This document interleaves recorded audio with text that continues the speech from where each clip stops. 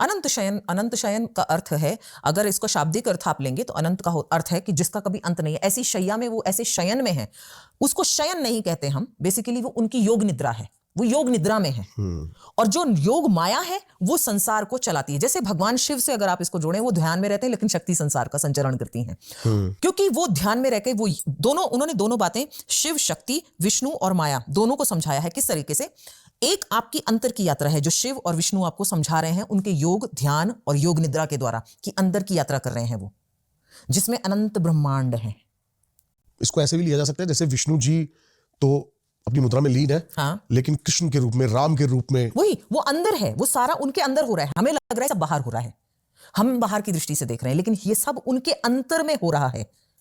बाहर तो योग माया है, ये जो पूरा ब्रह्मांड के अंदर आप इल्यूजन जिसे हम कहते हैं, इल्यूजन जो फैला हुआ है वो माया है। माया का अर्थ ही इल्यूजन है, ये इल्यूजन क्रिएट करती है। जब तक आप अंदर नहीं जाते तब तक आप इल्यूजन में हो, मतलब भ्रम में हो, और जैसे ही आप अंदर उतरते हो आप ब्रह्म से जुड़ जाते हो, यानी कि विष्णु एंड शिव के उस तत्व से जो अंदर है उनके, आप डायरेक्ट उनसे जुड़ते हो।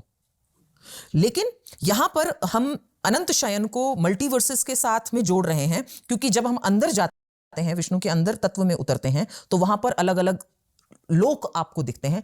आप इसको सिंपल शब्दों में अगर समझना चाहें तो हमारे जो 7 चक्रास हैं उससे आप इसको जोड़ सकते हैं कि 7 चक्र 7 लोक, 7 लोक, सप्तलोक, 7 चक्रों के साथ सप्तलोकों को जोड़। 10 लोक नहीं होते शायद? नहीं, 14 भुवन 14 लोक कहे गए हैं टोटल। साइंस भी यही मानती है, 14 लोकों को मानती है। तो 7 ऊपर के तल हैं, 7 नीचे के तल हैं, तो 14 भुवन या 14 लोक जिन्हें कहा जाता है वो, तो आप उनको उनके साथ जोड़ सकते हैं कि उतने ब्रह्मांड तो कंफर्म है। साइंस इसको कहती है कि हाँ इतना तो है, डायमेंशंस इतने हैं, लेकिन 11 तक पहुंच के, 11वें डायमेंशन के बाद पहुंच के हमारा ब्रेन खत्म हो जाता है, हमारा ब्रेन उसके आगे नहीं काम कर पा रहा है। मिशियो काकू ने ये कहा है, जो फिजिसिस्ट हैं, थियोरेटिकल फिजिसिस्ट हैं और स्ट्रिंग थ्योरी स्पेशलिस्ट हैं वो, तो उन्होंने ये कहा है कि 14 लोग हैं, लेकिन हम 11वें पे पहुंच के साइंस फेल हो रही है, वहां से वो इतना कंफ्यूज हो रही है कि उसको समझ ही नहीं आ रहा, वहां से वो फेल हो जाती थियोरी, तो इस वजह से वो क्रॉस ही नहीं कर पा रहे हो। तो मल्टी डायमेंशंस, मल्टीवर्सेस या अदर यूनिवर्सेस आर एग्जिस्टिंग, को एग्जिस्टिंग, हमारे साथ ही एग्जिस्ट कर रहे हैं, को एग्जिस्ट कर रहे हैं। किसी ऐसी बुक का हम रेफरेंस दे सकें? स्विस ऑथर हैं एरिक वॉन डेनिकन, उनकी बुक है चैरिट्स ऑफ द गॉड। तो ये हर व्यक्ति को पढ़ना चाहिए। उसमें इंडिया में जब एक्सकेवेशन हुआ तो उसमें जो बाहर उन्होंने निकाली चीजें, उन्होंने कहा कि ये ईश्वर के अलावा ये कार्य कोई नहीं कर सकता था। जो भी यहाँ पर भारत में पुरातत्ववेताओं ने चीजें निकाली नीचे से खोदकर, तो इनको बुलाया गया, रिसर्चर थे ये, इनको बुलाया गया, और यहां पर जब इन्हें दिखाया तो इनकी आंखें फटी रह गई कि ये कार्य केवल देवता ही आकर धरती पर कर सकते थे।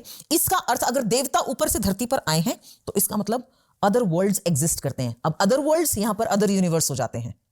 एक थ्योरी और एक्सप्लेन करती है इसे, which is called quantum entanglement.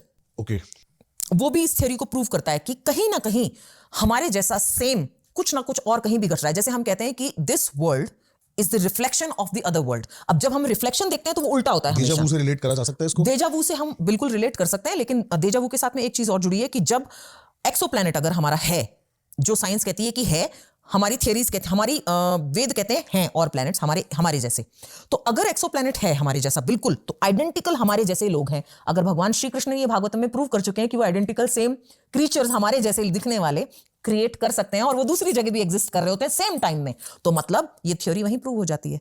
तो इंटेंगलमेंट उसको दिखा रहा है, क्वांटम इंटेंगलमेंट इसे प्रूव कर देता है। फिर उसके बाद एक और थ्योरी है सुपरपोजिशन की, जो इसे प्रूव करती है। सुपरपोजिशन में आप रास को भी ला सकते हैं। भगवान श्री कृष्ण का महारास जो हुआ, हर गोपी को लगा उनके साथ कृष्ण है। क्या बात है! तो उतने रूप एक्सपेंशन हुआ भगवान का, यस, उनका उतना एक्सपेंशन हुआ, मतलब उतने मल्टीवर्सेस हैं, उतने यूनिवर्सेस हैं, उतना कॉस्मोस है अलग अलग। क्योंकि जब बिग बैंग हुआ, बिग बैंग कब हुआ? जब एक शून्यता से एक ब्लास्ट हुआ, शून्यता में एक ब्लास्ट हुआ।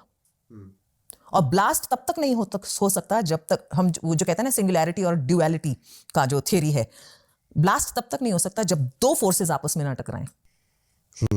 ऐसे शून्य में ब्लास्ट नहीं होगा। सही बात है। दो चीजों के फ्रिक्शन से ब्लास्ट होता है। तो मतलब नेगेटिव पॉजिटिव एनर्जी हमेशा से एग्जिस्टेंस में है। शिव और शक्ति, विष्णु, लक्ष्मी, ये हमेशा से एग्जिस्टेंस में है। तो ये टकराने से जो ब्लास्ट हुआ, वो ब्लास्ट वाज द क्रिएशन। वहां क्रिएशन में इतनी गैलेक्सीज, इतने यूनिवर्सेस क्रिएट हुए, जिसमें से एक हमारा यूनिवर्स क्रिएट हुआ, जिसमें जो हमारा यूनिवर्स है, एक यूनिवर्स, उसमें 2 ट्रिलियन गैलेक्सीज में से एक हमारी गैलेक्सी है। ब्लैक होल और महायोनि पे आते हैं जी। पहले तो मैं चाहता हूँ एक क्वेश्चन देने से